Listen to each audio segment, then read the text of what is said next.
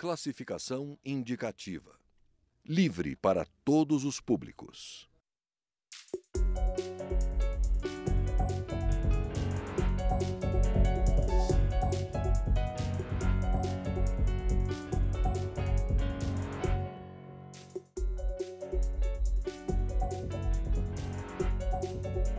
Olá! O relator do projeto das 10 medidas contra a corrupção, deputado Onyx Lorenzoni, do Democratas do Rio Grande do Sul, já adiantou que a criminalização do Caixa 2 estará em seu relatório final. Hoje, ter uma contabilidade paralela durante a campanha é considerado crime eleitoral e sujeito às penalidades previstas pela Justiça Eleitoral, que em geral atingem o mandato do candidato.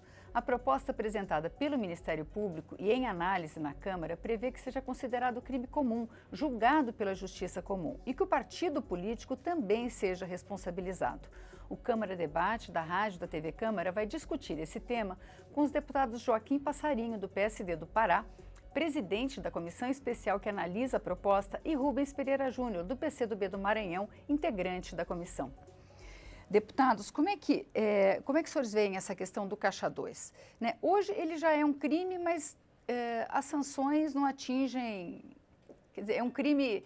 Esse crime eleitoral, até queria que os senhores explicassem um pouco a diferença disso, para a gente entender o que pode mudar com relação a isso. Já é um crime, mas se torna crime? Como é que...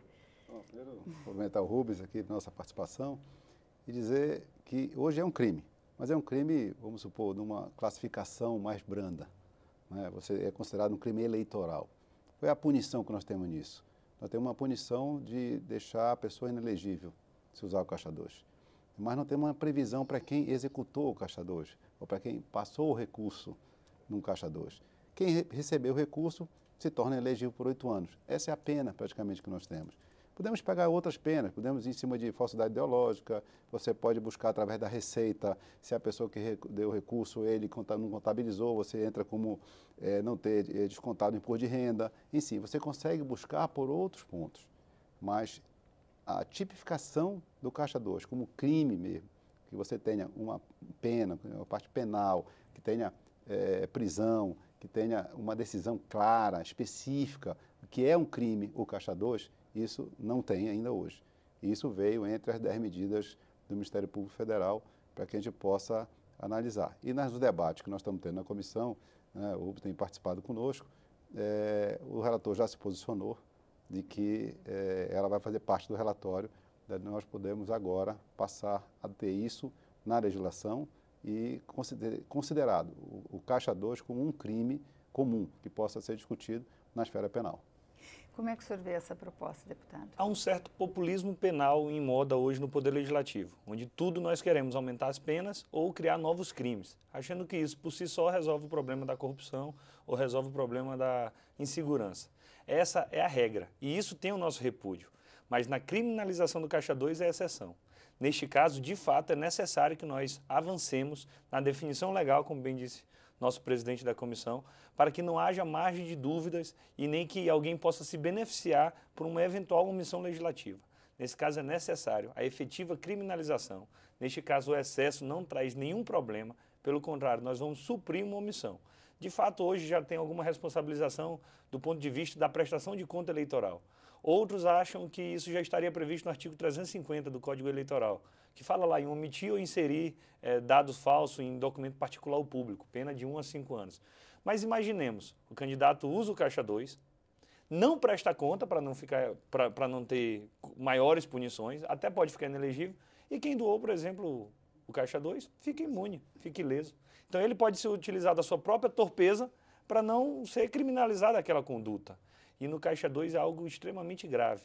Além de ser uma conduta ilícita, é algo que prejudica a vontade livre do eleitor, desequilibra o andamento limpo do processo eleitoral. Então desvirtua, inclusive, a legitimidade do pleito. Então, pela gravidade da conduta, é indispensável que nós efetivamente aprovemos agora esta proposta vinda no pacote do Ministério Público, que isso certamente trará ganhos imensuráveis para a democracia brasileira. Essas eleições que nós estamos vivendo nesse momento foram as primeiras eleições em que foi vedada a contribuição, a participação das empresas doando dinheiro para os partidos ou para os candidatos. Eu gostaria de saber se se essa medida não pode facilitar, mas aumentar o recurso ao Caixa 2. Eu acho que pode ser uma tendência natural, a hora que você tem menos de recurso disponível, o candidato se tem uma tendência a querer procurar outras formas de recurso, de financiamento da sua campanha. Mas isso também torna a população, torna o Ministério Público, torna a sociedade mais alerta para isso. Porque a hora que você põe o Caixa 2, hoje não é crime, como falou o Rubens, quem doa no Caixa 2 não é punido. Na hora que você criminaliza, você não criminaliza só quem recebeu, mas quem doou. Inclusive, no parecer do deputado Onyx, deve ser colocado, pelo menos com proposta dele, diferenciação entre dois Caixa 2. O Caixa 2 que vem de um dinheiro lícito, ou seja, uma empresa ou uma pessoa que não contabilizou e entregou esse dinheiro no Caixa 2 de campanha. Mas o dinheiro que veio de uma fonte era lícita, normal. E você tem algo também que nós temos que ver, que é o Caixa 2 de fontes não lícitas, de fontes de corrupção, de fontes de financiamento de campanha através de empresas que fazem obras com serviço público, de propinas. Então, esses recursos podem entrar em Caixa 2, né, como se fosse ajudas de campanha, e no final eram propina, era fruto de corrupção, teria uma pena mais forte. Então, essa deve vir, pelo menos na conversa que nós estamos tendo na comissão, o deputado Onyx está querendo colocar no Caixa 2, tipificando dois crimes de Caixa 2, dependendo da fonte. A fonte que é uma fonte normal, lícita, mas ilegal, porque não poderia ter vindo. Porém, nós temos um que é pior ainda, que é aquele, além de vir de uma forma ilegal, a fonte daquele recurso também era ilegal, através de incentivo à corrupção. Então, há uma tentativa na comissão de tornar mais grave este recurso que vem num Caixa 2 de forma de origem ilícita ainda esse recurso. Deputado Rubens Pereira, o senhor acha que pode aumentar o Caixa 2 com a atual legislação? As reformas que nós fizemos na legislação eleitoral, que já vigoraram nesta eleição, mostram de forma clara que não é com apenas uma mudança legislativa que nós traremos melhorias ou que nós iremos purificar o processo eleitoral. Pelo contrário, é um somatório de esforços, são várias medidas. Criminalizar o Caixa 2 é uma delas. Dois destaques na mini-reforma que nós fizemos. Uma, proibição, e isso por conta de uma decisão do Supremo Tribunal Federal. Uma, a vedação de contribuição de pessoas jurídicas. Até porque a empresa não doa, ela tende a fazer um investimento. E a segunda foi o limite de gastos. Esta foi a primeira eleição que a lei estabeleceu um limite de gastos pelos candidatos. Antes, o próprio candidato definia o seu limite. E o candidato tende a definir um limite muito alto. E quando o limite é muito alto, na verdade é um falso limite. E não tendo limite, se beneficia a busca por qualquer tipo de fonte. Hoje, resolveu todos os problemas? É óbvio que não, mas você consegue mensurar o tamanho das campanhas. Se um candidato a vereador numa cidade pequena do interior do estado do Maranhão pode gastar no máximo R$10.000, que foi a regra da maioria das cidades brasileiras, ele não pode aparecer na cidade com 5 carros de som. Porque isso qualquer cidadão, até o seu adversário que tem lá o interesse em fazer essa mensuração, o Ministério Público, o próprio juiz eleitoral, qualquer cidadão pode facilmente mensurar o tamanho da campanha de cada candidato.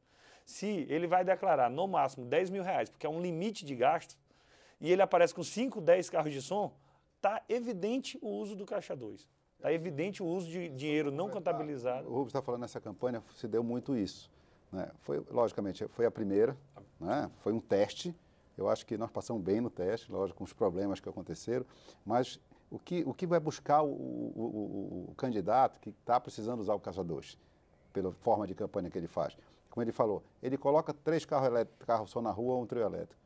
Quanto custa isso? O Tribunal Eleitoral passa a ter que ter uma responsabilidade maior de mensurar esses gastos.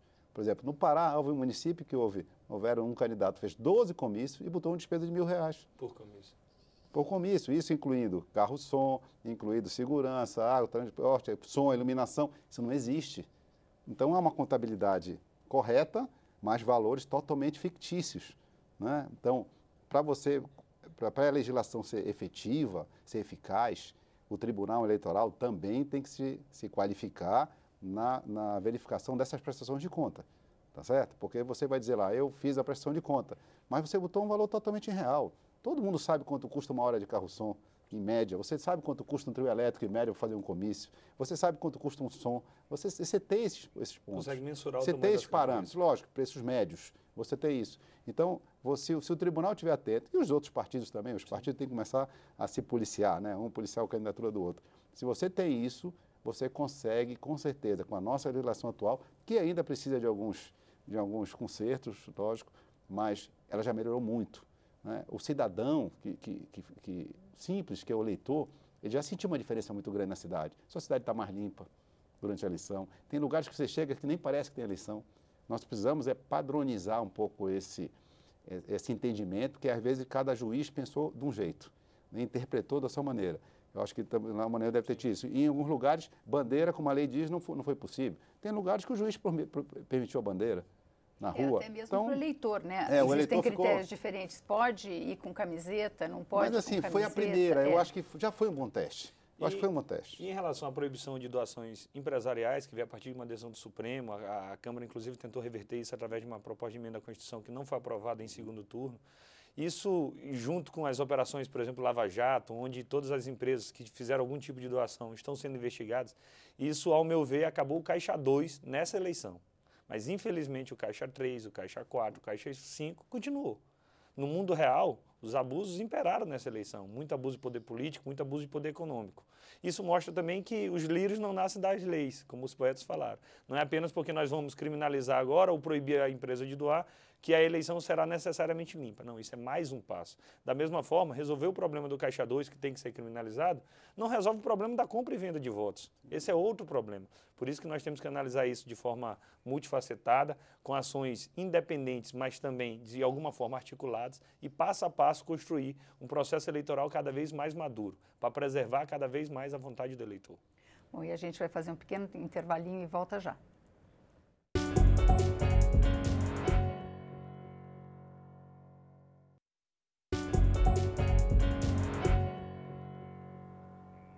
O Câmara Debate está de volta. Hoje nós conversamos sobre a criminalização do Caixa 2 com os deputados Rubens Pereira Júnior, do PCdoB do Maranhão, e Joaquim Passarinho, do PSD do Pará. Deputados, a proposta prevê também a criminalização dos partidos. Como é que é essa responsabilização, né? Porque não é exatamente uma criminalização, né? Porque é pessoa jurídica. Como é que isso pode funcionar? O Rubens colocou no bloco passado algo importante que nós falamos. Não são as leis que mudam, né? As pessoas, isso é cultural, né? Você muda a lei, as pessoas demoram um pouco para se adaptar e culturalmente as pessoas têm que começar a se adaptar com um novo sistema, né? Então, essas eleições, elas foram as primeiras, isso vai se acomodando. Então, esse problema do Caixa 2, se nós não criminalizarmos, as pessoas não começam a ter uma constante e ter até um receio de fazer. Então, é cultural. O brasileiro, infelizmente, isso ao longo tem acostumado àquela do jeitinho, né? Nós somos tal do conhecido no Brasil do jeitinho. Isso jeitinho também é uma corrupção. A hora que você para no local errado, num deficiente, mas é só rapidinho, eu vou ali na farmácia, você está fazendo algo errado. E isso no brasileiro parece que é correto, você furar a fila, né? Você tentar ganhar a frente de um ingresso por algum assunto. Então, são pequenas coisas que isso, às vezes, até no colégio, começa, a criança já vem trazendo isso da frente. Então, por isso que nós temos que fazer, dentro do projeto, alguns outros pontos. É difícil a gente falar num ponto só, eles se interligam. O que você falou dos partidos políticos. Nós vimos agora, estamos saindo do trabalho do Petrolão, e que partidos estão envolvidos. Aí não só o PT, está envolvido o PMDB, está envolvido o PR, né, está envolvido outros partidos. Esses partidos, se pegarem esse recurso, está comprovado que pegaram, se beneficiaram na eleição. Se entrou Caixa 2 de propina para partidos políticos que ganharam eleições, que venceram eleições, seja para o Congresso, seja nas prefeituras, seja no Estado, esses partidos tiveram benefício também. E por que eu vou penalizar apenas o tesoureiro do partido? Por que fica penalizado apenas o indivíduo? E aquele partido político não tem responsabilidade alguma? Lógico, nós temos que ver que pena vamos dar para eles. Essa que era a discussão. A proposta do Ministério Público é que os partidos, através até do fundo partidário, que é recurso público, né, não tem como eu receber propina e continuar recebendo dinheiro público. Então, que os partidos possam ser corresponsáveis, se você tiver Caixa 2 dentro do partido. Logicamente, o partido tem que saber, não é um candidato simplesmente de um partido fazer o caixa 2 e você vai dar responsabilidade ao partido. Mas se isso entrar via tesouraria do partido, entre tesoureiro do partido, isso for distribuído para o partido de modo oficial, o partido tem que ser corresponsabilidade, inclusive em devolver esse dinheiro para o erário.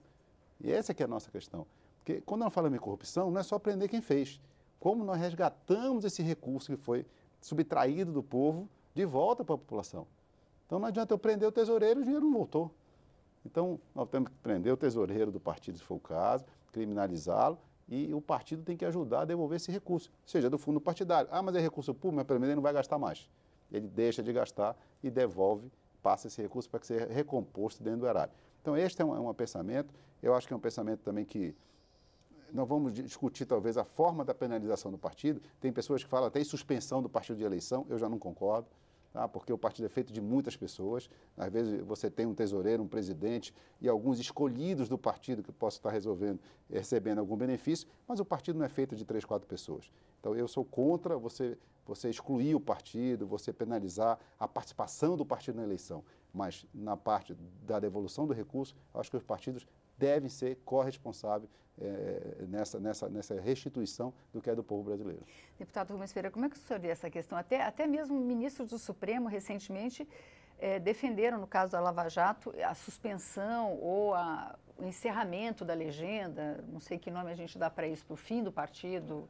A nossa Constituição escolheu a democracia partidária, tanto que não existe, por exemplo, candidaturas avulsas. Então, o ideal é que nós organizemos a sociedade para disputar uma eleição através de partidos. Um dos problemas que nós temos hoje, dentre tantos outros já elencados aqui, é justamente o baixo nível profissional da maioria dos partidos. E isso atinge partido grande, pequeno, de direita, de esquerda, em absolutamente todas as áreas, nos níveis municipais, estaduais e nacional.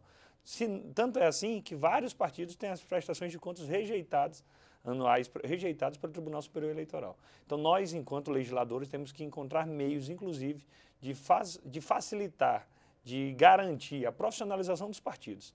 O que nós olhamos muito, Brasil afora, são partidos cartorários, onde dentro de uma pasta, o presidente do partido é dono do partido, ele leva toda a documentação e coloca debaixo do braço e ele decide o que ele vai fazer. São verdadeiros partidos de aluguéis.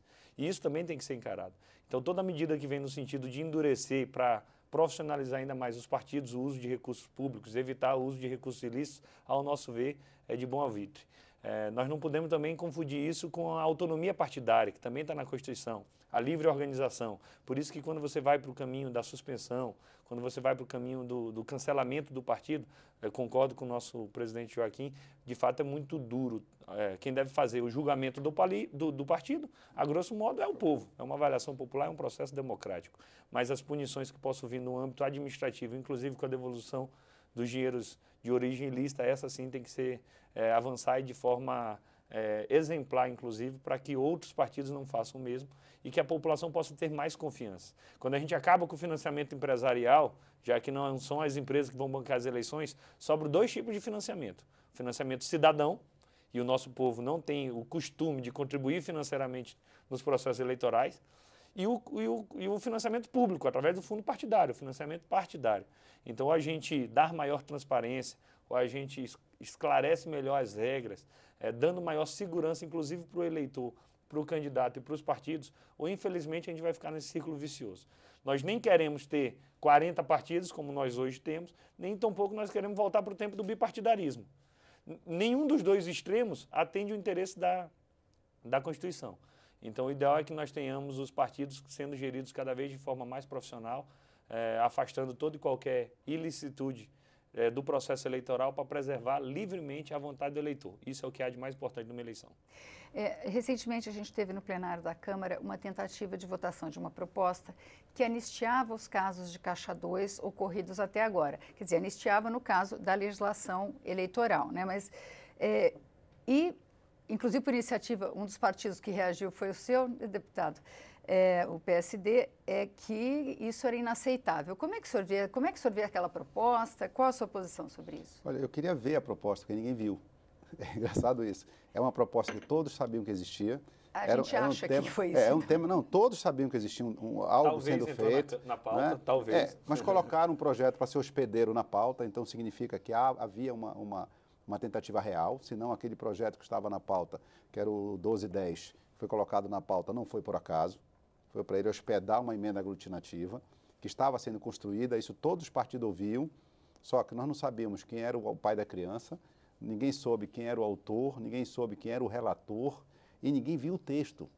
Ninguém, até hoje é engraçado, dizem que às vezes com 2, 3 pessoas você não guarda segredo. Este é um segredo guardado dentro dessa casa. Ninguém viu o texto. Nós sabíamos que estavam nessa tentativa, era de anistiar para trás, né? Anistiar o que já tinha sido feito. E anistiar, inclusive, na justiça eleitoral.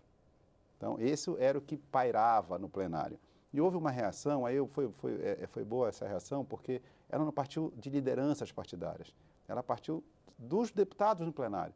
Quando começou a ouvir essa conversa, houve uma reação natural. Alguns membros da comissão começamos a conversar, até porque ela é uma das propostas das 10 medidas.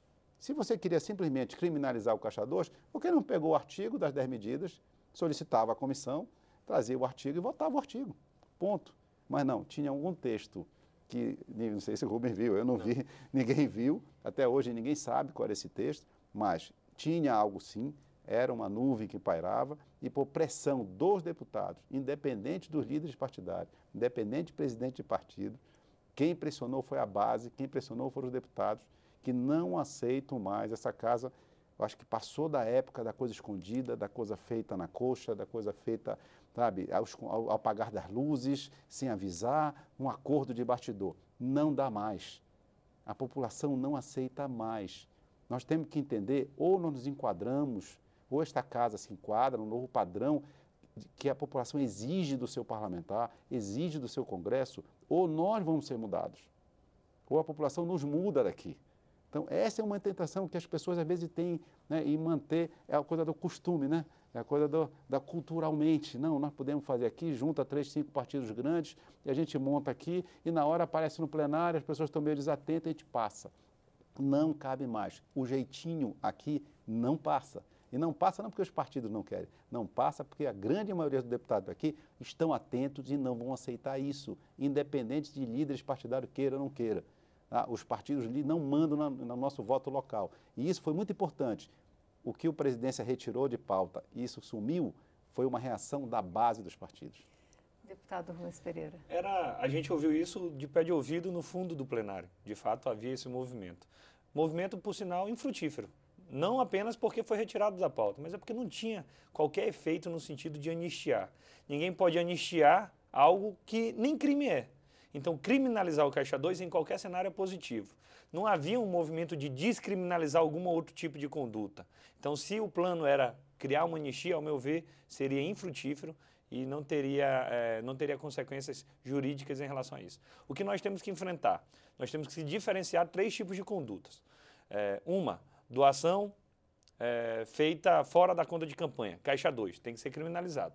2, propina. Temos vários exemplos na Lava Jato de uma empresa que repassava 30 mil, 50 mil de forma regular para determinado político. Terceira, uma empresa que doou um dinheiro lícito para um candidato e 5 anos, 10 anos depois, numa delação premiada, disse que aquele dinheiro tinha uma origem ilícita e o candidato não tinha como saber a origem daquele dinheiro. Então são 3 ações diferentes, que 2 merecem ser efetivamente criminalizadas e a outra não é crime.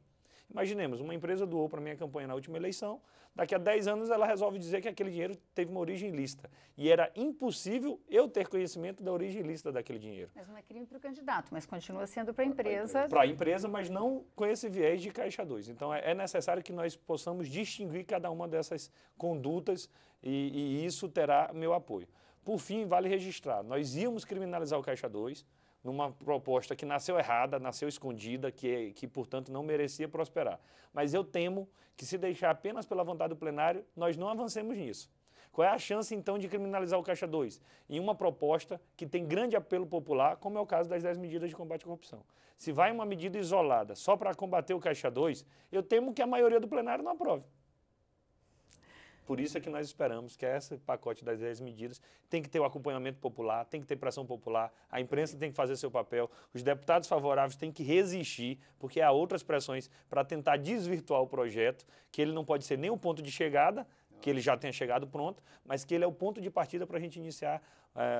Isso não é o final. Não é Isso o é o final. início de um combate sério à corrupção. Perfeitamente. Não se encerra nas 10 medidas. Elas são, volto a dizer, o início. O ponto de partida. O ponto de partida para que a gente possa, a partir delas, construir um novo arcabouço jurídico que a gente possa combater cada vez mais a corrupção. Nós não vamos acabar, mas nós vamos com certeza conseguir diminuir. Muito obrigada, deputado, muito obrigada. O Câmara Debate termina aqui. Você pode rever ou compartilhar este ou os programas na nossa página câmara.leg.br/Câmara Debate. Obrigada pela audiência e até a próxima.